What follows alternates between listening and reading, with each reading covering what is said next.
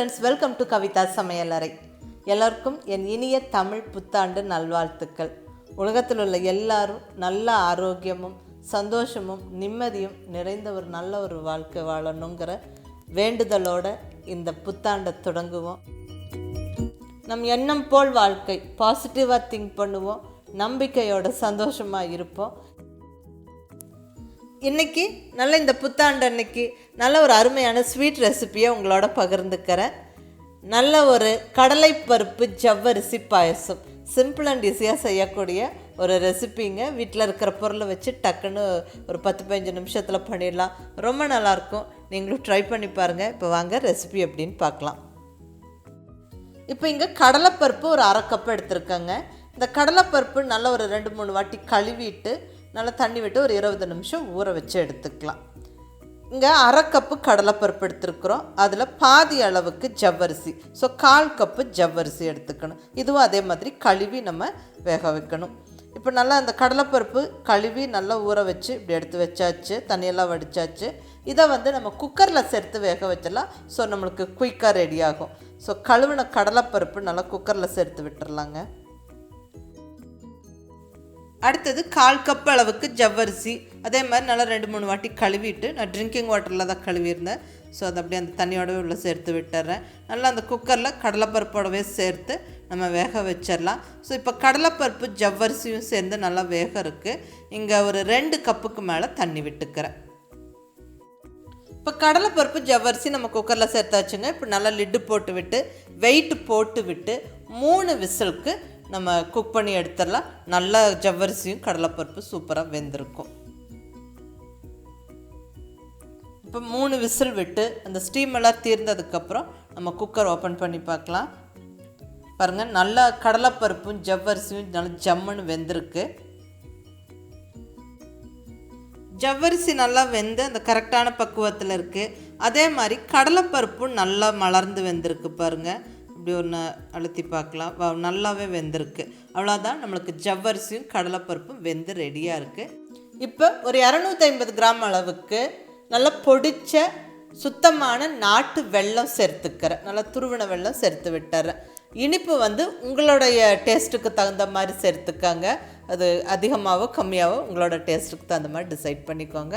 நான் இங்கே ஒரு 250 கிராம் வெல்லம் சேர்த்துருக்கிறேன். இனிப்பு சரியாக இருக்கும். இது நல்லா ஒரு மீடியம் ஃப்ளேமில் ஸ்டவ்வை வச்சுக்கிட்டு கொதிக்க விடுவோம். இந்த வெல்லமும் கரைஞ்சிரும், அந்த பருப்பு அந்த ஜவ்வரிசி எல்லாம் வெந்து கொஞ்சம் திக்காகும். இப்போ இந்த ஸ்டேஜில் நம்ம கொஞ்சமாக ஏலக்காய் பொடி சேர்த்துக்கலாம். இது நான் சர்க்கரையோடு பொடிச்சு வச்ச ஏலக்காய் பொடி, ஸோ அதனால் ஒயிட் கலரில் இருக்குது. ஏலக்காய் பொடி ஒரு ஸ்பூன் சேர்த்துக்கிறேன். நல்லா கலந்து விட்டுறலாங்க.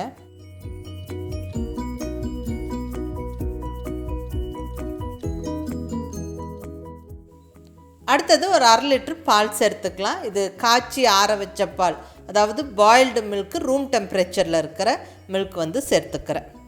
இதுவும் நல்லா கலந்து விட்டுறலாம். ஜஸ்ட்டு ஒரு கொதி வரட்டும். அதுக்குள்ளே நம்ம திராட்சை, முந்திரி, தேங்காயெல்லாம் வறுத்துள்ள சேர்த்துடலாம். இங்கே தாளிப்பு கரண்டியில் ஒரு 2 ஸ்பூன் அளவுக்கு நெய் சேர்த்துக்கிறேன். இந்த நெய்யில் நல்லா ஒரு 10-15 முந்திரி பருப்பு சேர்த்து நல்லா செவக்க வறுத்தெடுத்துடலாங்க.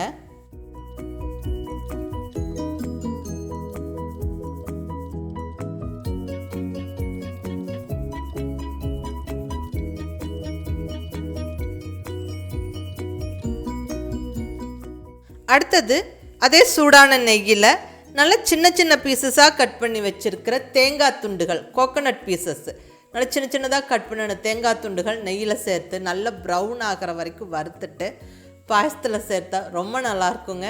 ஸோ மிஸ் பண்ணாமல் செஞ்சு பாருங்கள். நல்லா ஒரு 2 டேபிள் ஸ்பூன் தேங்காய் துண்டுகள் இங்கே வறுத்துக்கிறேன்.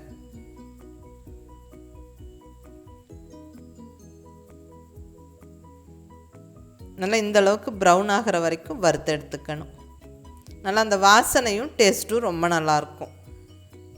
அடுத்தது அதே நெய்யில் திராட்சை, 10-15 உலர் திராட்சை சேர்த்து அதுவும் நல்லா இப்படி உப்பி வர வரைக்கும் வறுத்தெடுத்து நம்ம ஒவ்வொன்றா அந்த வெந்து ரெடியாக இருக்கிற பாயசம்லாம் சேர்த்து விட்டுடலாம். அவ்வளோதான், நல்ல ஒரு கொதி பாயசம் நல்லா திக்காய் ரெடி ஆகிடுச்சுங்க. இந்த ஸ்டேஜில் நம்ம வறுத்த முந்திரி, தேங்காய், திராட்சை எல்லாம் சேர்த்து விட்டு கலந்து விட்டு எடுத்துடலாம்.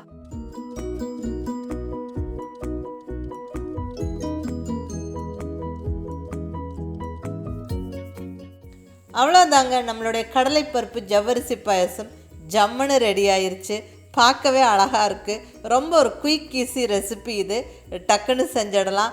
அதுவும் நல்ல அந்த வறுத்த தேங்காய் பீசஸோட இந்த கடலைப்பருப்பு பாயசம் டேஸ்ட்டு ரொம்பவுமே சூப்பராக இருக்குங்க. கண்டிப்பாக ட்ரை பண்ணி பார்த்துட்டு எப்படி இருந்துச்சுன்னு உங்கள் ஃபீட்பேக் சொல்லுங்கள். பிடிச்சிருந்தால் லைக் பண்ணி, ஷேர் பண்ணி, கமெண்ட் பண்ணுங்கள். கவிதா சமையலறை சப்ஸ்கிரைப் பண்ணி என்னோடய மற்ற ரெசிபீஸும் வீடியோஸும் பாருங்கள். தேங்க்யூ.